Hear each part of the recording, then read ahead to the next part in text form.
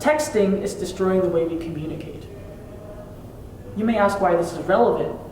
It's extremely relevant to APSC 450 because communication is a really important theme amongst engineers, amongst all the different presentations we've been seeing in lecture. Now, you may ask why texting is destroying the way we communicate. Shouldn't texting be a way of making communication more effective? Actually, it is not.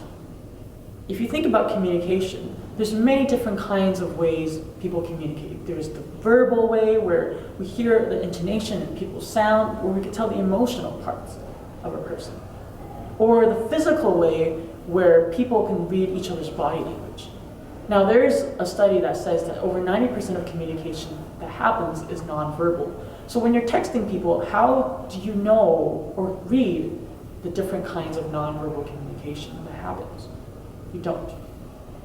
The second reason why texting is destroying communication is that it makes way for people to be lazy.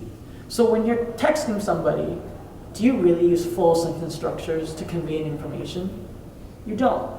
And because of that, sometimes information may get left out, and it's left to the other person to interpret whatever you just texted. The third reason why texting is an ineffective way of communication is because when you're texting, there could be many different forms of distractions. So you could be texting at the same time while you're multitasking, doing other things. But when you're doing that, are you really paying attention to the other person who you're listening to? Or are you not?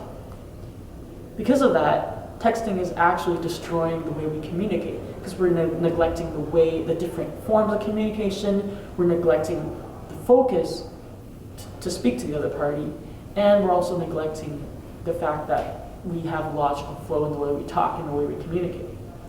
So our call to action is this. Because texting is destroying the way we communicate, it is time to think about what we text and do texting as a case-by-case basis, where we choose to text only certain things, such as when we're meeting up, or objectifiable things, such as short things that doesn't need emotions and other form of communications, and really opt to do communication in person, as that's an even more effective way of getting a message across.